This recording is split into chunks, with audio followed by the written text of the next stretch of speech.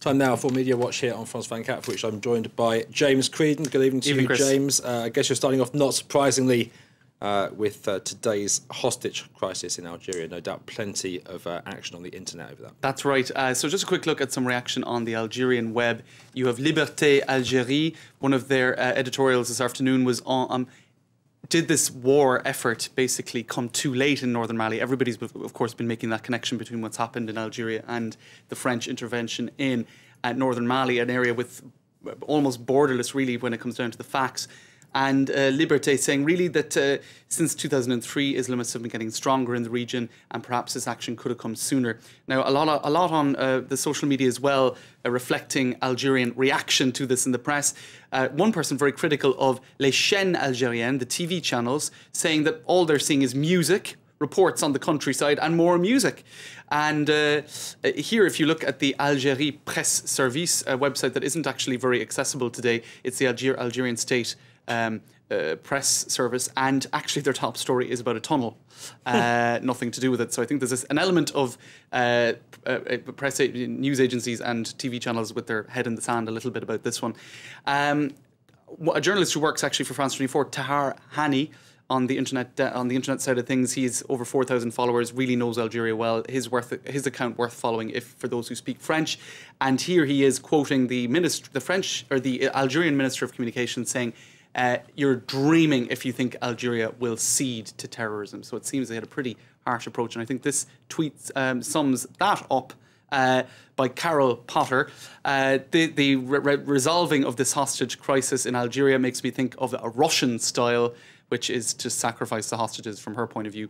And she points out that Hollande had said earlier in the day that he had a lot of trust in their way of doing things. And a couple of tweets here as well about Cameron and Hollande not being informed about what was going on.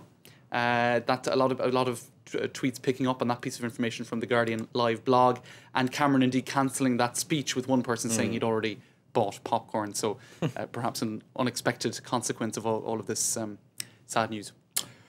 You've also been looking at Al-Shabaab's yes. Twitter page. There was, of course, a French hostage over in Somalia as well. That's right. Now, this was a tweet from their account that's the Somali militant group HSM press office, and they announced the death of a French intelligence officer today. The French think he was probably dead for a few days already. Earlier this week, the same Twitter account released a photo of another French soldier who died trying to release Daniel X, which begs the question, should Twitter allow these sort of things to remain up on their webpage? You have French websites here saying, these terrorists who tweet. And it's a debate that comes back again and again, Chris. I suppose we remember last year with the French anti-Semitic tweets under the hashtag Un bon juif, a good Jew. And indeed, they were taken down. It was only the second time that Twitter did take down tweets that were controversial. The first time that happened was... Here, Twitter removes, neo-Nazi tweets in Germany. That was in, I believe, October of last year.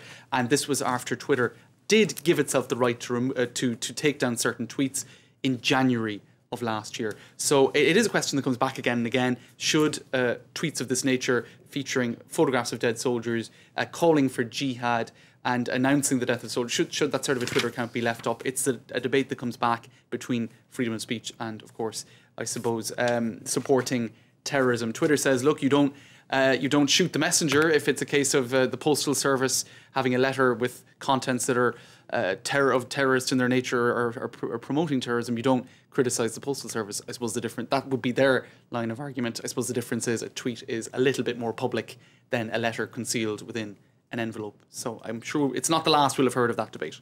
Absolutely. James Creedon, thanks very much. That's it for Media Watch. You stay with us here on France 24. More news coming up very shortly.